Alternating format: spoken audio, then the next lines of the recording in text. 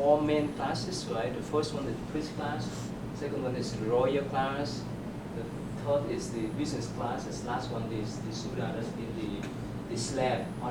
They have another one too, what they call incorrigible. And in each class, there's many subclasses too. So there are hundreds or thousands of classes, but that are the four main ones. Remember, when you down there, there's no way for you to climb up to the ladder. There's no way for you to climb up to the top.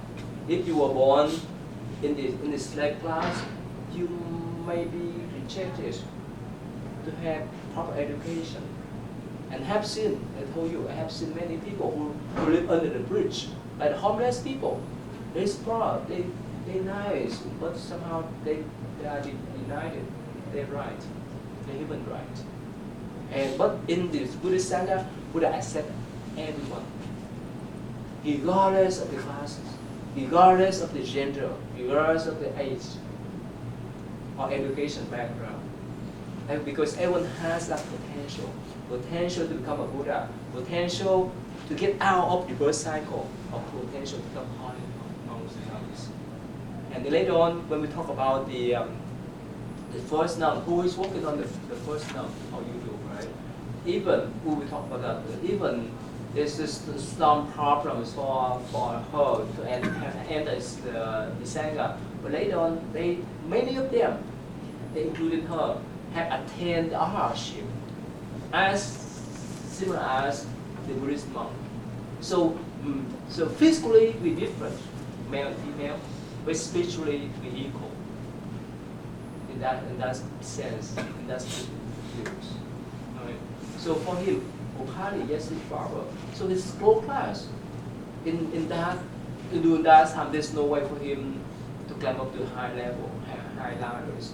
But when he entered the monkhood life and he become one of the chief disciples of the Buddha, who specialized in precept, and actually after Buddha passed away, he's the one who decide the Buddha precept, rules, or deployment for the monastic communities.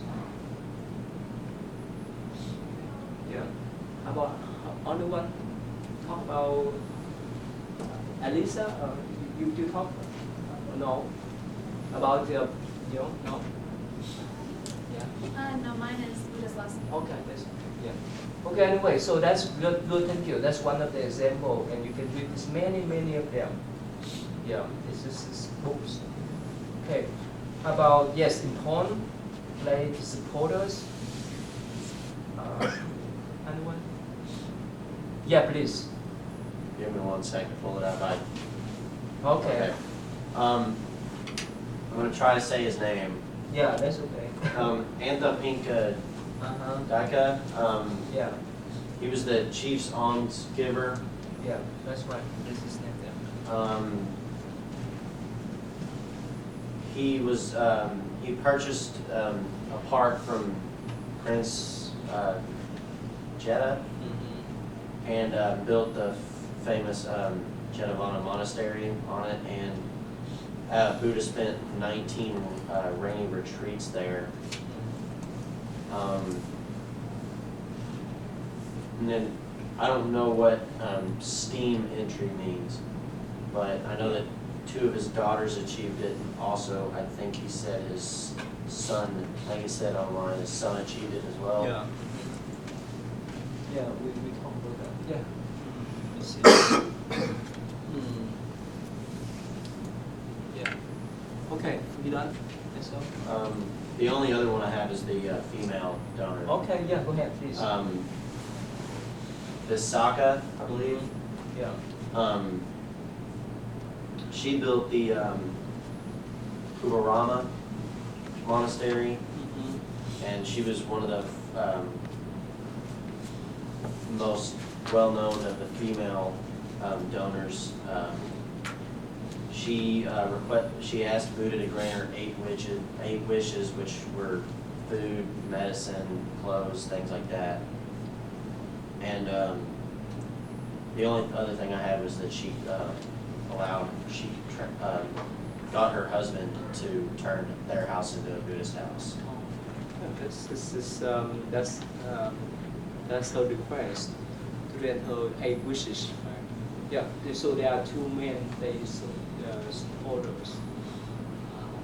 About the next one, the important royal supporters. Anyone of you? Yeah, please. Yeah. What do you think? Buddha understood that it would be really helpful if he had royal support, and so King Bimbisara of Magadha donated his awesome garden that he had for the Sangha so that they could go and stay there, be safe from the wilderness, and also so that the lay people would come and visit them and hear their discourses. And he also attended Javaka, his physician, to attend to all the monks and Buddha, make sure they were all healthy. And he also helped Buddha find some new rules for the Sangha's admittance, and including that nobody in royal service could be ordained and in royal service. Anyone? Any other names you could find? I have King Pasanadi of Yes. Sala, Right here.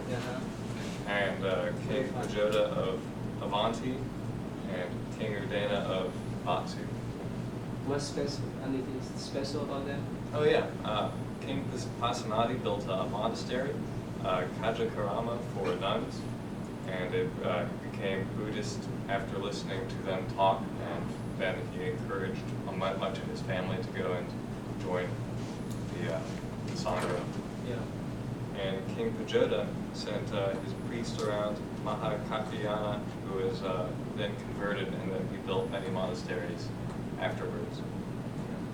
And King Udena gave daily meals to monks at his palace, and he also built a lot of monasteries, and due to his influence, Kosambi became a very important Buddhist center. Yeah. And here, let me show you this. These pictures here. Can you see? Okay, and it's clear, right? Now, you see that they are the small kingdom during the Buddha times. Magadha, with Mala, Koshala, for King Pasada. Sakar, that is his father, kingdom. Kasi, and all the small kingdoms around. Most actually during his time, during the Buddha lifetime, most of the royal family is supported. He can raise support from there. Especially the first king you talk about, the King Bimbisara of let me see here. Yeah, this one of Madara. It's just very interesting. I forgot to mention one particular story. Right after Siddhartha, the prince, left the palace, he went to this country. He passed by this country and met this king. And at that time, the king was going to kill the sheep to offer for the gods. So the prince said, well, if you kill the sheep, you raise more karma. How could you pray for God, but you harm other animals? So here that, plus this king recognized he was the neighbor prince. So this king said, well, wait, what you doing? Where you go to? So the prince told him about his intention, that he wanted to search for the spiritual truth and so forth. So this king said, well, why don't you stay back? I share half of my kingdom with you. I forgot to mention that story. If you were the prince, would you stay back? Say it again. I mean that this king, after understanding about the Prince Siddhartha's intention, after he left the palace to seek for spiritual truth, and this king offered the Prince Siddhartha half of his kingdom. Did he stay back with you? Oh, yeah. So if you were the king, the prince, would you stay back? It's a tough one. Would you stay back? Probably. Probably. Yes or no? I think by then he's pretty reserved. If he's going to leave his own kingdom, why would he Yeah, choose he this left one? his kingdom. Why is he need to have not half kingdom for? You see, So he said, no way. I need to go out, to seek for my truth. And this is can say, well, if you don't accept my offer, please come back here after your enlightenment. And yes, the prince said, okay, I keep that promise. The reason why after his enlightenment, he came back to convert, to teach this king first. And actually this king offered the first monastery to the Buddhist communities. This is a long story. Even this king here too, this is a long story. Since we don't have much time to talk in detail. Plus the other king, King Udenda. So anyway, let's just move on. Let me see here. Okay. Okay. Who does main opponents? No. Oh, some of you, but you don't do this. I just made something. Okay, that's okay. The main opponents. This is a tricky one, but some of you could not recognize. Let me see here. Let me go here. His name is what we call Devadatta. This one here. He was the Buddha cousins, and like I said that, all the monks, nuns during Buddha times, they have connection with the Buddhas since many past lives, according to the Buddhist view. So this Devadatta, since the past life, he was one of the main obstructor, main opponents of the Buddha when he was practicing in the past life too. So Devadatta, in this lifetime, he was cousin and the brother-in-law of Siddhartha, of the Buddha. So even when he was young, remember I told you the story about the bird? He was the one that shoot the bird. And Siddhartha, when he was young, when both of them was young, right? So Devadatta was the one that shoot the bird. And Siddhartha, the prince, was the one who rescued the bird. And both of them went to see the church. Of course, the church gave Siddhartha a favor. The bird belonged to you. Yes? Is this the same guy that sent the elephant after Buddha? Yes. Yeah. All right. That's one. In his teaching career, he's the main one, not Mara. Some of you wrote about Mara. In my class, some of students messed up them too, but that's okay. So, so Devadatta is the main obstructor of the Buddha, the main one that gave the Buddha a lot of problems. Even when he became a monk, he followed Buddha too, but he wanted to do Chrism. That's mean he tried to divide. He tried to create the division between Buddhist communities, and he wants to become. He wants to control all the monks and nuns, but Buddha never allowed him to do so. And this is a long story for him. The one of the story he told the young king, the king that was the son of the king in Minnesota, to release the wild animals or the drunk animals who run wild elephants to kill Buddha, but because of the Buddha compassion and plus his second power, he would tame that elephants. And plus this monk, he climbed up to the hill and dropped the big boulder or big rocks to kill the Buddha, but he could not. So he created a lot of problems to Buddha. Yes? Why did they want to kill him? It's normal, right? Like what do you call the one who tried to kill Jesus? What's his name? Judah, right? Judah, right? It's normal. Okay? You have friends and enemy everywhere you go, right? Someone like you, someone love you, or someone don't like you. It's normal, right? Yeah. This is life. Was money involved? No, not this. For this guy, not more than what we count. Okay. Yeah. Okay. Yeah. Let's move on. We don't have much time. Okay. The next one. Let me see here. First Buddhist nun, please. What do you have? The first Buddhist nun's name was Prajapati. Wow, good. Okay. And she was the Buddha's aunt. She was Mahamaya's sister. And Mahaprajapati went to the Buddha and asked for entrance into the Sangha, and he refused her. And she went back 2 more times, I think it was, and he refused her both times. After the second time that she went, she shaved off her hair, and then she started wearing the saffron robes that all the other Sangha were wearing. And then she went with, I think it was, 500 women to ask again to be in the Sangha, but Ananda stopped her and offered to be like a mediator. President. Yeah. And he went to the Buddha and said, isn't it possible for women to attain the same sort of consciousness? And the Buddha said yes, and he's like, should they be part of the Sangha? But then Buddha said, that's fine. I'm paraphrasing, obviously.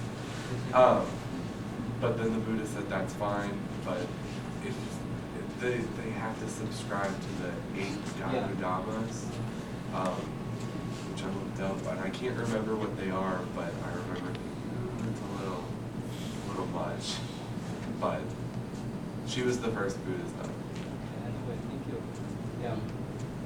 Like I just told you recently that the Buddha accepts everyone, even prostitute. Everyone in society, he accepts. Not talking about his nun, his aunt, the one who raised him since he was born, up to when he got married. So many people they say that why didn't the Buddha accept his aunt request at the beginning instead of waiting for Ananda to make that request. So and why did the Buddha so reluctant? Why was he so reluctant to accept a lady into the Sangha? You know, even in Hindu traditions, even some, let's say, if you're female, you were born in the priest class or royal class, you may not have much power than a man. You may not have much right than a man. It's just 1,000 years ago, and it still happens nowadays. In the West, and it is still right recently, right, starting from the 60s, right, we have women right, women right movement.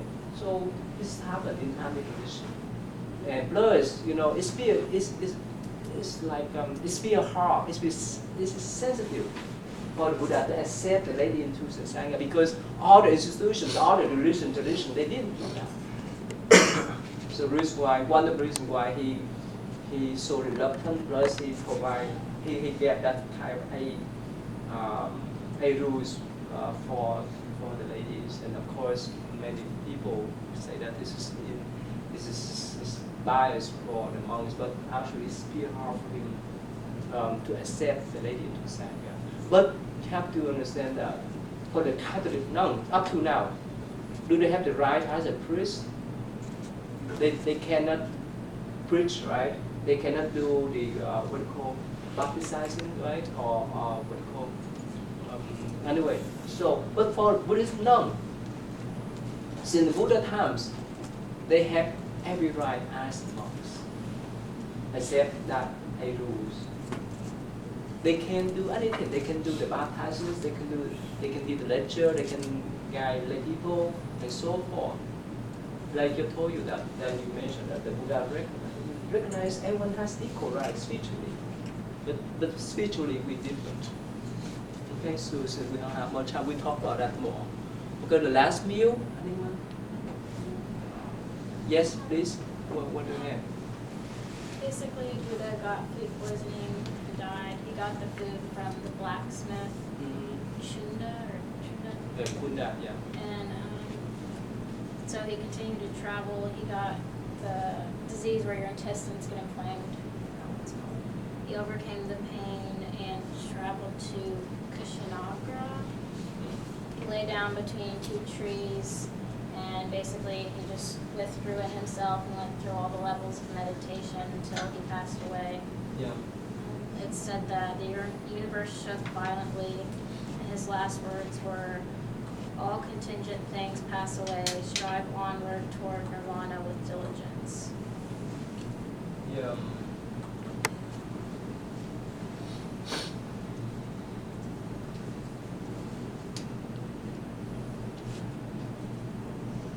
Okay, so here this image. Here he passed away naturally, passed away peacefully under the trees because at that time he lived in the forest with the monks. And plus remember last time I told you that if someone gives you spoiled food and you got sick, you blame it, right? Not talking about it may cost your life or your relative lives, right? You may sue them, right? But that's not the case with the Buddha. He said that the lady, remember the young lady who offered the food for him to regain his strength, and the one who provided or one who offered the last meal for him, both of them drink equal merits. No difference. So in his view, Kunda, the black meat, the one who provided the last meal or even the poison meal, drink good blessing. And he passed away peacefully in the forest. We talked about that. And after he passed away, he was cremated. That's a tradition in India. Yes. But that's when he reached his enlightenment, and he escaped the cycle that Yes. humans go through. Yeah. And so, him being the Buddha, so does he stay? Out or in? Right. Does he stay? He stays in his realm. Oh, okay. In his realm. That's still a good question. I'm glad that you bring up this question. How about this? Let us go over this thing first, and I will come back to that question. Or next time we can talk. It's the important question too. Okay. Let's just move on to the next one. The division of the relative. Who does this? Division of relatives. Oh, Krishna. No, I have the one about food last meal. What is it? I just did my food from last meal as well. Oh yeah, this. Yeah. What I don't have much to add, only that even as he was dying, he tried to console his disciples, and he wanted to make sure that Buddha wasn't prosecuted or Yes. hurt or anything for accidentally poisoning. That's really all I have to add. I pretty much have the same thing she did. Yeah, thank you. So basically, yeah. So that he mentioned that the first one, the first and the last one offering the view, all of them were equal merit. Anyway, so after he passed away, he was cremated, and his ashes, his remaining bones and so forth, were divided into 8 portions. Because remember, most of the kings during the Buddha times, they support him, and they love him. They love his teaching too. So they came to fight for the Buddha relics. But there's one Brahmin priest, a Hindu priest. His name is Drona. So he said, well, during the Buddha times, when he was alive, he always teach love and kindness, compassion, non-violence. So how could you guys come here to fight with each other for his relic? It's conflict, it's in contradiction with the Buddha teachings. So they say, and he said further, why don't you allow me, why don't you let me to divide the Buddha relics into 8 portions, so that everyone of you has a share, so they can agree. That's why he divides the Buddha relic into 8 portions, including the Gatu, and he got the earth, he got the bottle, sometimes the relics. Yeah. Okay, let us cover the last one and then come back to your question. Yes. who does this one? Depicted the Buddha? You did, right? Will you find anything? That's it. I'd already talked to you. Oh, okay. I just got my book this morning. I couldn't find anything. Actually, this is related to the Buddha image, pictures, or Buddhist art. That's all. That's talking about here. Let me find it here. Buddhist art here. Yeah. Right.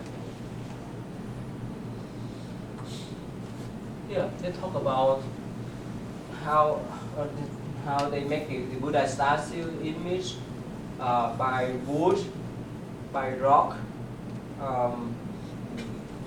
by all kind of materials.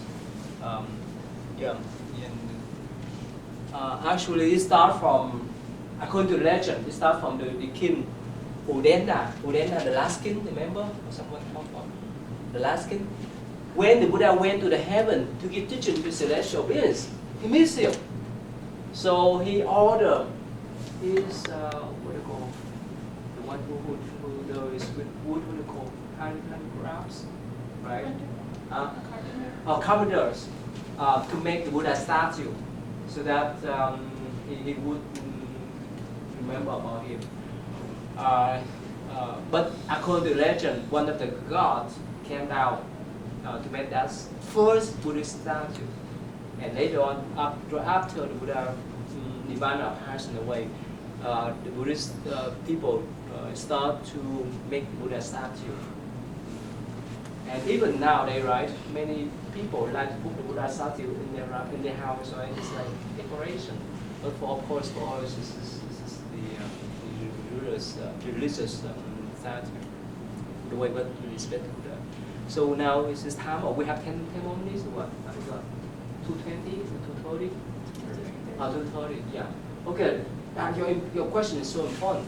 Let me spend a little bit of time to explain that. Now,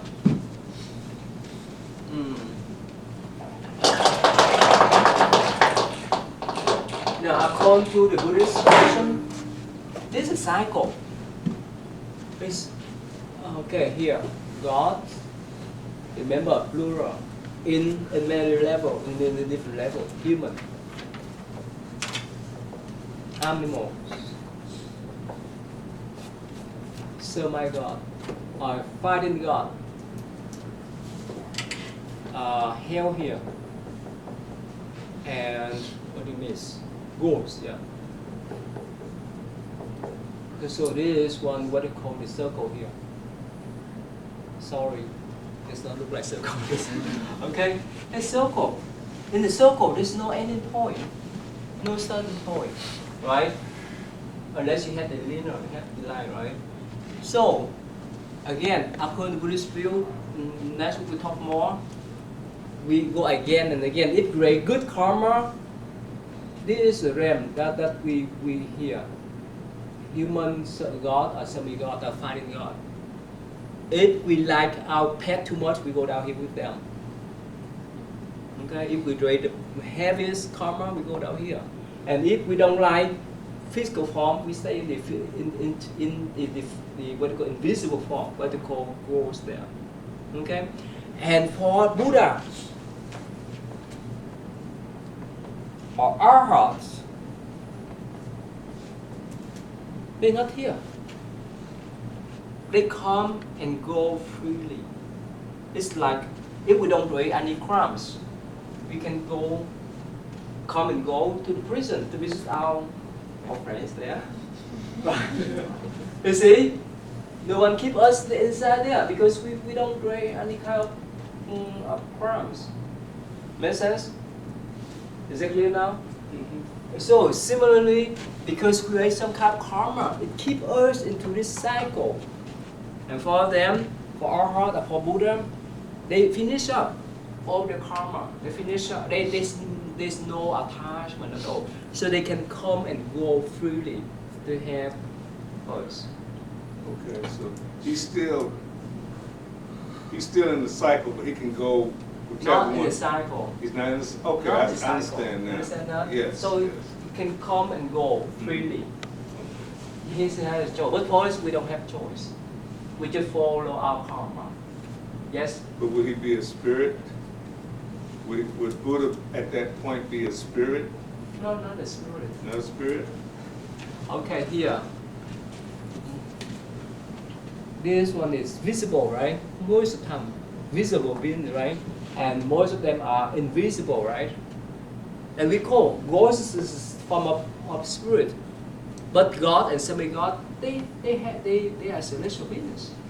And this is one of the most critical questions even in discipleship. Where Buddha now, right? After he get waste all the art after they done with their karma here. Well, that is one of the most critical questions. But again, they didn't still understand